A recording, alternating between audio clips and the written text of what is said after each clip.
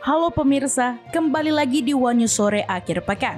Hari ini, One News Sore Akhir Pekan akan merangkum informasi mengenai Perdana Menteri Jepang, Sanae Takaichi, terlihat berbincang akrab dengan Presiden Republik Indonesia Prabowo Subianto di sela konferensi tingkat tinggi APEC 2025, Jumat 31 Oktober. Keduanya duduk bersebelahan dan Takaichi menggeser kursi untuk menyapa Prabowo. Berita selanjutnya, di tengah beredar di media sosial sebuah postingan artikel Presiden ke-7 Republik Indonesia, Joko Widodo atau Jokowi, menyetujui usulan M. Kodari agar Gibran Rakabuming Raka jadi pahlawan nasional. Salah satu akun ada yang mengunggahnya di Facebook pada 30 Oktober 2025.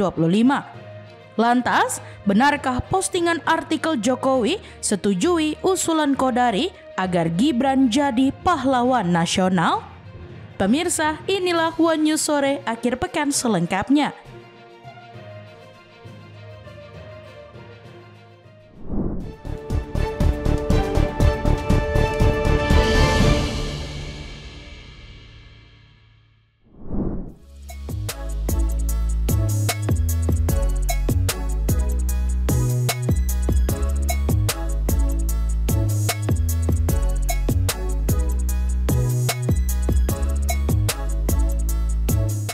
Ada momen menarik di sela konferensi tingkat tinggi atau KTT APEC 2025 di Gyeongju, Korea Selatan, Jumat 31 Oktober.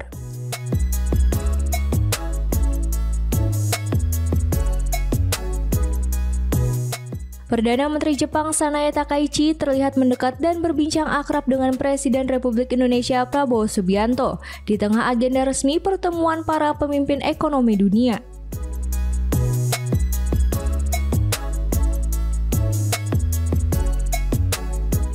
Keduanya duduk bersebelahan di meja pertemuan dengan jarak sekitar 1 meter.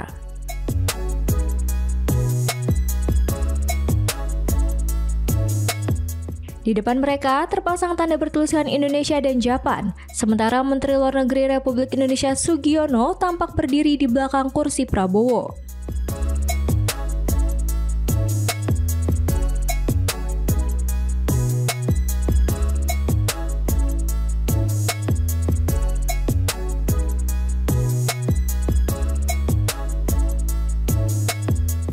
Interaksi itu bermula ketika Takaichi menyadari kehadiran Prabowo di sebelahnya, yang tengah meneliti sejumlah dokumen di meja.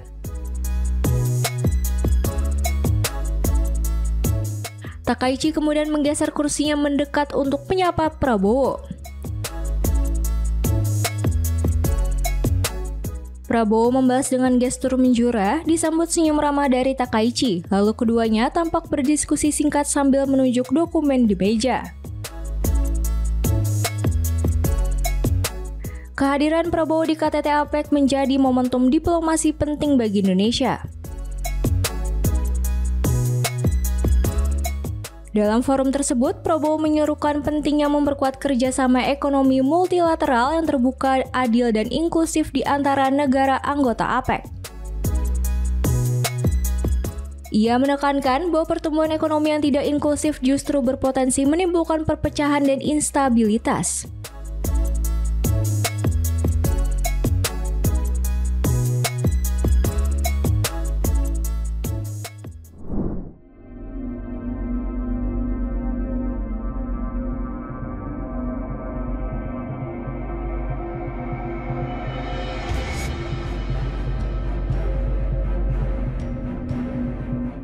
Tengah beredar di media sosial sebuah postingan artikel Presiden ke-7 RI Joko Widodo atau Jokowi menyetujui usulan M. Kodari agar Gibran Rakabuming Raka jadi pahlawan nasional.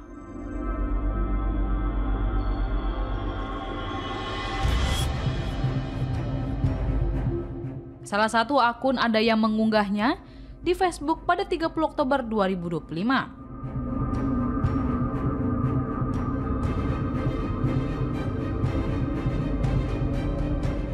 Artikel tersebut berjudul Muhammad Kodari usulkan Gibran jadi pahlawan nasional.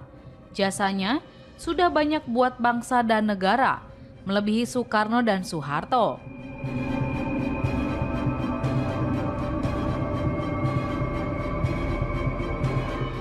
Lantas, benarkah postingan artikel Jokowi setujui usulan Kodari agar Gibran jadi pahlawan nasional?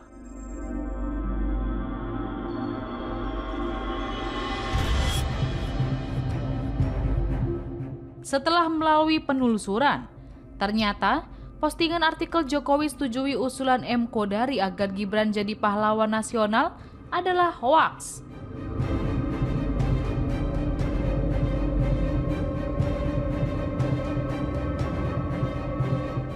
Artikel itu diunggah pada situs media pemberitaan dengan foto dan waktu yang sama dengan postingan.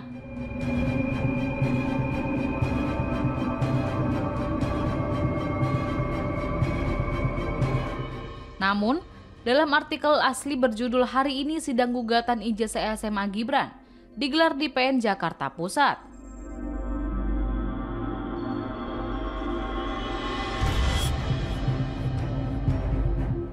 Dalam artikel asli juga sama sekali tidak membahas pernyataan Jokowi terkait Wapres Gibran.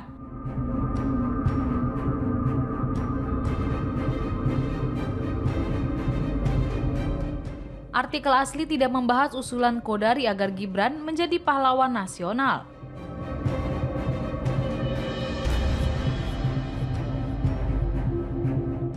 Diketahui dalam artikel asli tersebut justru membahas sidang gugatan perdata ijazah SMA Wapres Gibran yang akan digelar pada Senin 27 Oktober 2025 lalu di PN Jakarta Pusat.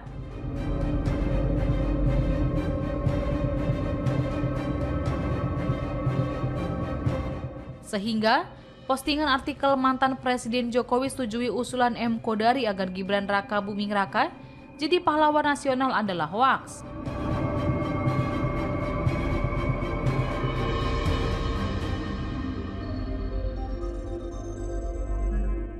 Dengan demikian, judul dan narasi dalam unggahan berita tersebut merupakan hasil suntingan dan tidak sesuai dengan fakta sebenarnya.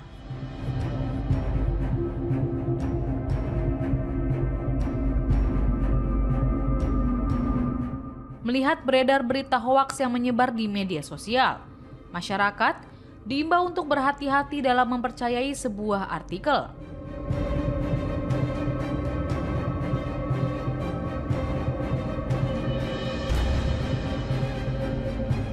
Media massa dan media digital yang bekerja secara profesional dan berintegritas memiliki mekanisme verifikasi fakta yang ketat sebelum sebuah berita diterbitkan.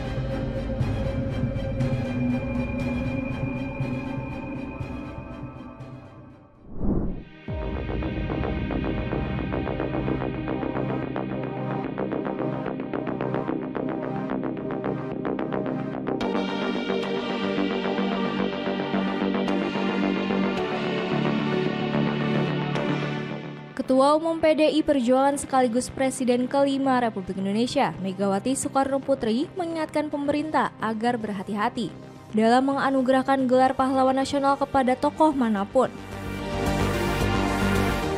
Ia menilai penyempatan gelar tersebut tidak boleh dilakukan secara tergesa-gesa atau tanpa kajian mendalam terhadap rekam jejak, nilai perjuangan, dan tanggung jawab moral seseorang terhadap bangsa. Dalam pidatonya, Megawati menyinggung kisah ayahandanya, Presiden pertama Republik Indonesia Soekarno, yang menurutnya pernah diperlakukan tidak adil oleh bangsanya sendiri. Ia menuturkan Soekarno dicopot dari jabatan presiden melalui TAP MPR tanpa proses pengadilan yang semestinya. Ia menyebut sikap ayahnya yang memilih menahan diri merupakan bentuk kebesaran jiwa dan pengorbanan demi keutuhan bangsa. Pernyataan Megawati tersebut kemudian memunculkan tafsir bahwa ia sedang menyinggung wacana pemberian gelar pahlawan nasional kepada Presiden kedua Republik Indonesia Soeharto. Menanggapi hal itu, Sekretaris Jenderal PDI Perjuangan Hasto Kristianto menegaskan pernyataan Megawati bukan ditujukan kepada tokoh tertentu, melainkan sebagai pengingat bagi pemerintah agar selektif dalam menetapkan gelar pahlawan. Menurut Hasto, Megawati menekankan bahwa gelar pahlawan mesti diberikan kepada sosok yang benar-benar menjadi teladan dan sumber inspirasi bagi generasi penerus. Saat ditanya mengenai posisi PDI Perjuangan terhadap usulan gelar pahlawan bagi Soeharto, Hasto menyebut partainya masih menampung pandangan dari masyarakat sipil dan kalangan akademisi.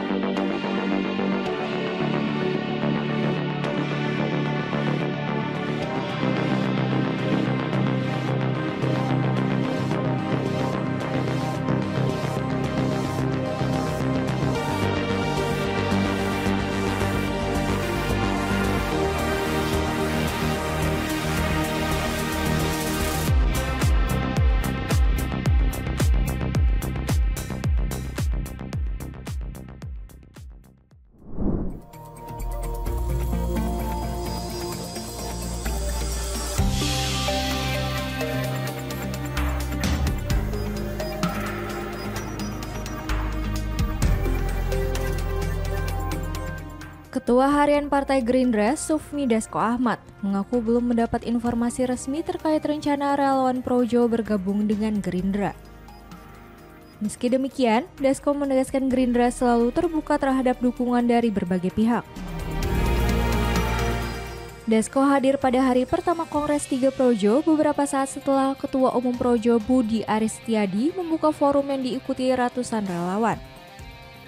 Dalam pidato pembukanya, Budi Ari mengajak relawan memperkuat partai politik pimpinan Presiden Prabowo guna menopang agenda-agenda politik pemerintah. Statement tadi saya belum dengar, mungkin nanti saya pengen dengar di dalam kan betul ya. Projo ini dari awal mendukung pemerintahan Prabowo Gibran sebelum malah. Nah, sehingga kita apresiasi untuk itu, makanya kita hadir pada hari ini sebagai sahabat Projo yang diundang pada acara kongres. Ya. Dorongan bagi para relawan mendukung pemerintahan Prabowo Gibran bertujuan agar Projo dapat bertransformasi dalam kiprahnya di ranah sosial dan politik dalam negeri. Inisiasi rencana bergabung ke partai yang dipimpin oleh Presiden akan didiskusikan dalam forum tingkat nasional dan diharapkan dapat disepakati pada penutupan Kongres. Selain Budi Ari, kegiatan ini juga dihadiri Sekjen Projo Handoko, Waketum Freddy Damanik, serta ratusan perwakilan DPD dan DPC Projo dari seluruh Indonesia. Kongres yang berlangsung selama 2 hari ini juga akan berfokus pada reformasi logo organisasi yang tak lagi menampilkan gambar perseorangan.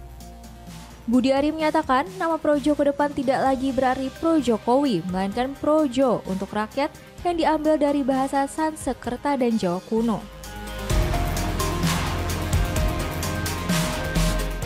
Nanti kita tunggu dinamika di Kongres ketiga ini. Yang pasti gini, satu, kita akan memperkuat dan mendukung agenda-agenda politik Presiden Prabowo. Yang kedua, dalam rangka itu Projo akan melakukan transformasi organisasi. Yang salah satunya adalah kemungkinan merubah logo Projo yang nanti akan kita putuskan di Kongres 3 ini. Logo Projo akan kita rubah supaya tidak terkesan kultus individu. Ya, kemungkinan. Enggak, sementara itu. Nanti kita lihat mekanisme persetujuan dari teman-teman Kongres. Projo tidak akan menjadi partai. Bergabung. Ya nanti kita lihat dinamika, kan belum diputuskan. Saya kan sudah mengusulkan ke forum. Tunggu aja. Gitu loh, kan Pak Prabowo masih di Korea Selatan. Ya, secepatnya.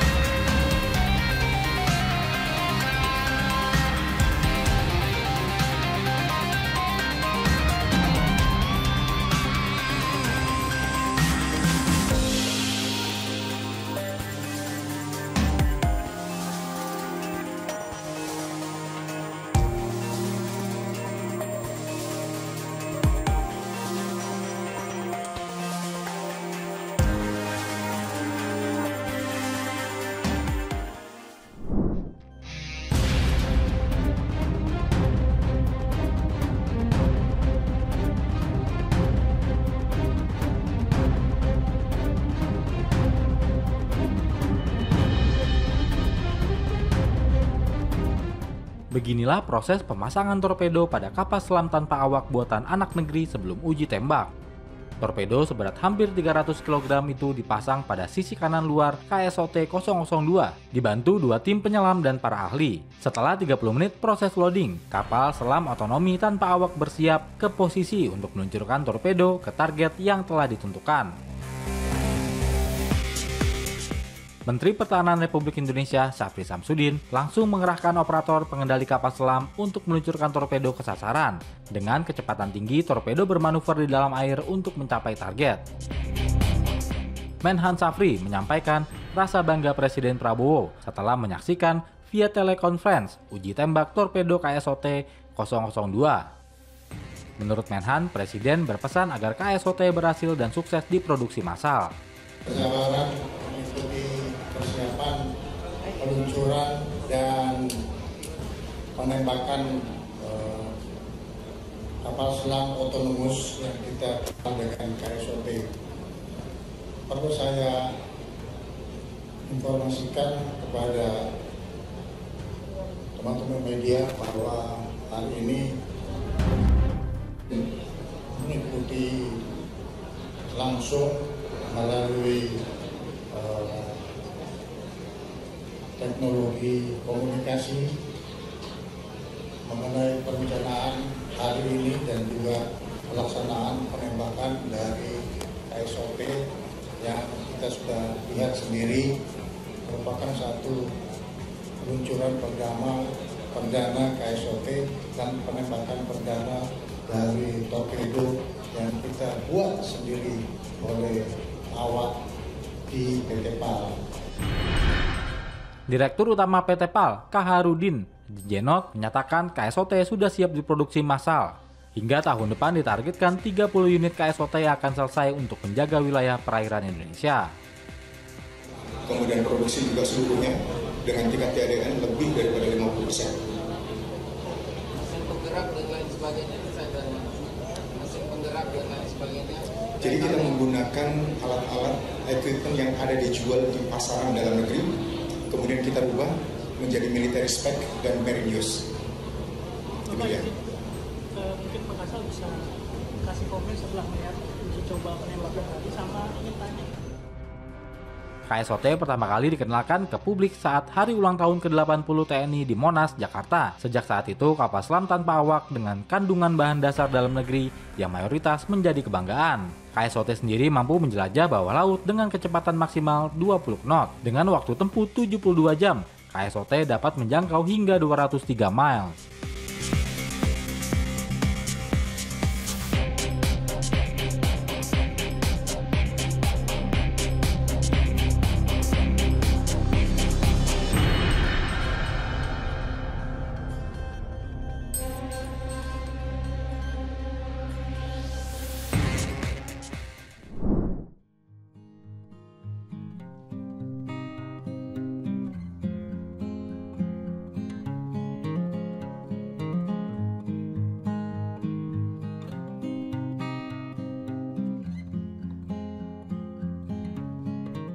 Presiden Prabowo Subianto menduduki peringkat ke-15 sebagai tokoh muslim paling berpengaruh di dunia versi The Muslim 500 atau 500 muslim paling berpengaruh di dunia tahun 2026.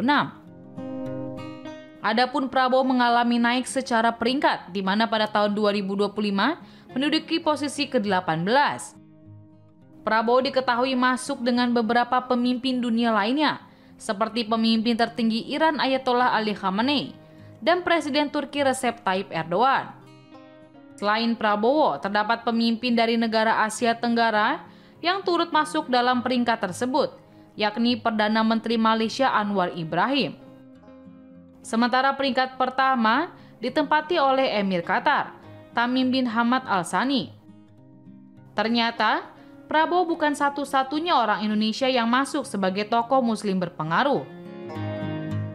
Pasalnya, ada Ketua PBNU Yahya Khalil Stakuf serta ulama sekaligus anggota Dewan Pertimbangan Presiden, Lutfi bin Yahya, yang masuk dalam daftar tersebut. Adapun Gus Yahya berada di peringkat ke-19, sedangkan Lutfi bin Yahya menduduki peringkat ke-31. Dalam pemaparannya, The Muslims menyoroti perjalanan politik Prabowo sejak mendirikan Partai Gerindra hingga menjadi Presiden ke-8 RI. Selain itu, Prabowo juga disorot terkait langkahnya dalam membela warga Gaza dengan menyatakan Israel telah melakukan genosida. Di sisi lain, The Muslims turut menyoroti kontroversi Prabowo di masa lalu terkait dugaan terlibat dalam pelanggaran HAM di tahun 1998. Sebelum Prabowo, Presiden ke-7 RI Joko Widodo atau Jokowi juga beberapa kali masuk dalam 50 tokoh muslim berpengaruh versi The Muslim 500. Jokowi pertama kali masuk pada tahun 2018 dan berada di peringkat ke-13 kembali masuk pada tahun 2019, tetapi mengalami penurunan peringkat yakni di posisi ke-16. Namun, dirinya kembali naik ke posisi 13 pada tahun 2020 di bawah Emir Qatar Tamim bin Hamid Al Thani. Lalu pada tahun 2022 hingga tahun 2024, Jokowi terus masuk dalam 50 tokoh muslim paling berpengaruh dan tetap menduduki peringkat ke-13.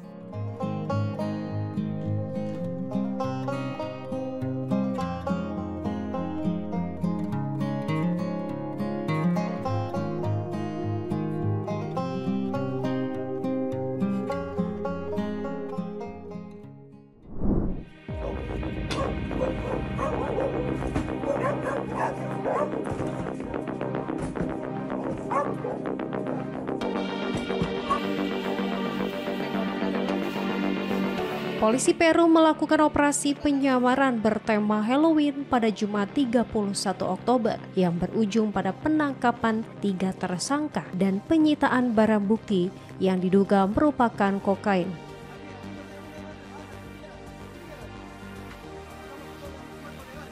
Dalam video yang dibagikan pihak kepolisian, terlihat seorang petugas mengenakan kostum Spider-Man bersama rekannya yang juga menyamar, berhasil menjebak dan menangkap anggota geng bernama Diabolicos de Malambitos pada malam perayaan Halloween. Kepolisian Peru diketahui kerap menggunakan kostum tokoh terkenal dalam operasi pada hari-hari besar seperti Hari Valentine dan Natal. Sebelumnya, mereka juga pernah mengenakan kostum pahlawan super, boneka beruang, serta karakter horor seperti Freddy Krueger dan Jason. Taktik menyamar dengan kostum seperti ini disebut sebagai strategi kamuflase guna mengejutkan pelaku dan mempermudah penangkapan tanpa terduga.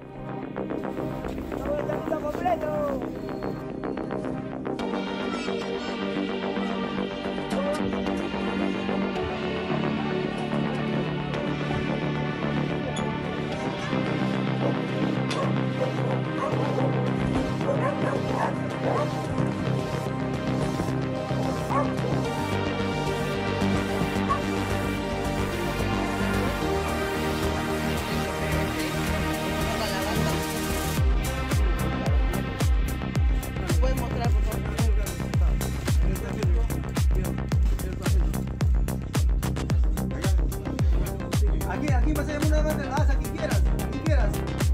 Acá estamos todo en un marco legal, ya.